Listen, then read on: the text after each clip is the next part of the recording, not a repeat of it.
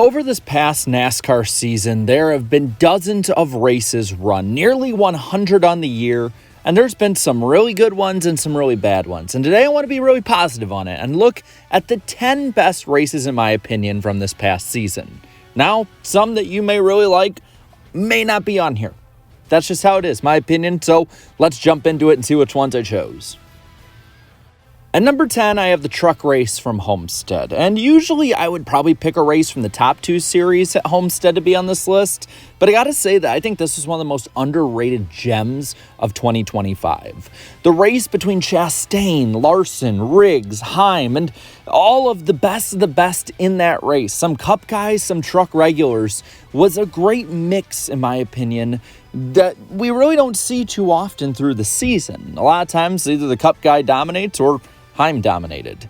And it seemed like Heim had outclassed everyone by the end of it. He was the fastest truck on track, and he was even better than Kyle Larson straight up.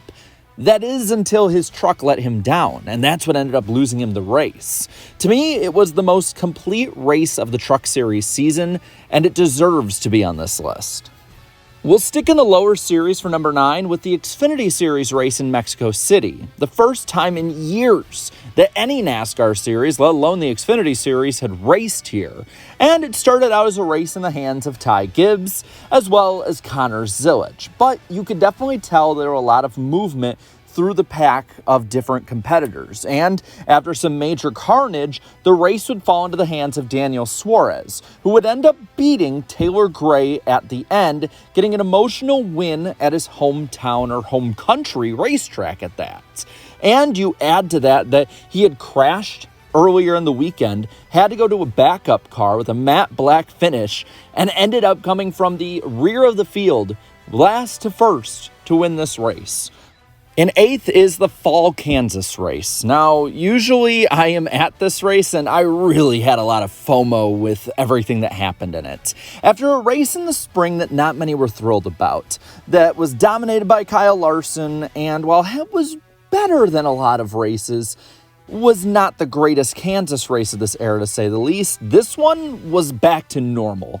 It was dominated, at least on the box score sheet, by Denny Hamlin. But he had issues through the day, so it wasn't like this was an ironclad domination.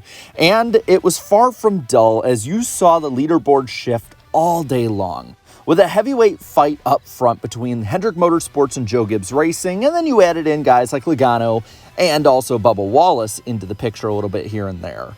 And at the end of the final stage, it was wild carnage again, but what came from that carnage was an amazing finish, where Toyota ended up selling this race hard, especially Denny Hamlin, ended up selling it hard to Chase Elliott, who was in the right place at the right time to get a victory. At number 7, I'll put the summer race at Daytona.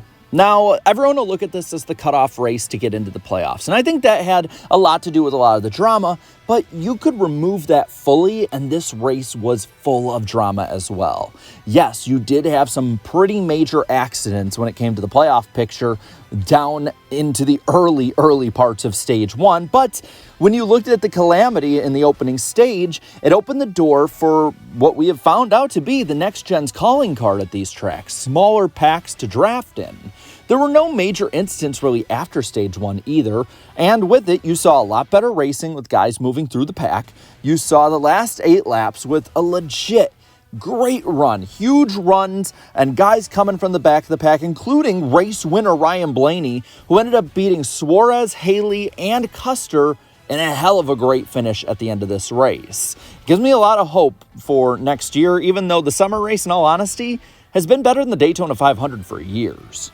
In 6th is the earliest race of the season on this list, and that is Coda's Cup race. The first race on the new shorter layout for NASCAR, it ended up actually having a lot more of a fast-paced feel to it. It was quite racy for next-gen road course standards. You had guys that were up front that normally were and would be, like Shane Van Gisbergen, but you ended up having an amazing battle at the end. Kyle Busch had the race in hand until the last caution of the day, but with a differing tire strategy, a 4-car battle for the win ensued that saw some of the best and cleanest racing for a win we've seen at road courses in a long time. Entering the top 5, we go to the Bristol Night Race and the return of the tire lottery to the fastest half mile in the world. Having this once or twice a season is honestly really fun. A wild card jumping up every now and then where the drivers can be in control of how well they do and everything like that when it comes to tire strategy, as well as when to race hard and when to hold back, I think is old school with a new school flair. And we saw the drivers who were best at tire management managed to really excel with this type of racing. The tires lasted a lot longer than the first tire lottery at Bristol in the spring race of 24, and I do think that this race was a great palate cleanser after the abysmal 2025 spring race. In fourth is the summer race at Atlanta. Sure, it had some issues with rain. Sure, it was a Saturday night on a new network and maybe the broadcast was a little spotty. But I gotta say, as someone who's not the biggest night race fan in general, Under the Lights just feels right at New Atlanta. To have this race in the middle of the summer with the heat and all of the summer activities around it, it is a ton of fun. Now, we had a big-ass wreck at the start. But again, like we said earlier, the big strength of the next gen at drafting tracks is smaller packs. And this opened the door to make an already great track for this car absolutely perfect. And through the night, we saw guys moving up and down through the pack. We saw tires matter, but not be the end-all be-all. And we saw one of the best races at Atlanta in this new layout, which is saying something. Lead changes, runs, and a hell of a finish, seeing their favorite son get the victory. Winning the bronze for me this year is the Cup race at Michigan. Actually, I think the entire racing weekend at Michigan was pretty fun, but Michigan in general has been one of the best tracks since the next gen has been a thing. In the next gen era, I have liked every single race at Michigan, even if they're not maybe making my top 10. The track has been widening out more with age, and this car really excels with more lanes being able to be used. With it, we saw guys going up and down through the pack. We saw some of the best up front, but I want to say we saw Carson Hocevar showing out up front, running for the win in front of his hometown crowd. And the fuel mileage finish to this race was actually a pretty good fuel mileage race. It wasn't like Pocono where nothing was going to happen.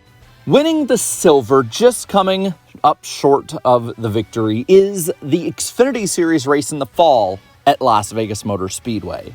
This race reminded me of when you're playing a video game, and the entire pack might break away a little bit, but everybody stays close together, and if the settings are really right, are ultra competitive. The lead was always within reach of anybody who was racing in second or third or fourth. You saw guys who would race too hard, use their stuff up a bit, and then people would track them down. You saw long run cars, you saw short run cars, even medium run cars, and that led to the perfect amount of wear and racing that at the finish, it was a masterful duel at the end, where each car was relatively evenly matched. And with it, we saw some of the best racing, not only in the Xfinity Series all year, but just in NASCAR. At number 1 and taking the gold is the 2025 Coca-Cola 600. The Charlotte Oval's great racing has been there since the next gen was introduced, and it was back with a vengeance in 2025. 2024 600 was seen as a disappointment after Fox and NASCAR pulled the plug early, as well as the fact that we didn't really get to see it last long enough to get some good storylines or racing play out, as well as the double being just a disappointment. All of these stages of the race of light, as well as the 4 stages of racing, were great, and you was constantly seeing changes and battles on the racetrack, handling being an issue. You saw plenty of storylines. For instance, Kyle Larson seemingly having a bad start to the double, maybe being able to figure it out, and then just, well, having a complete failure at the double at the 600. It completed it. You had Prime, who popped up onto the scene and gave us one of the best broadcasts we ever saw, statistically showing a larger percentage of the race than we've ever seen of the Coke 600 before.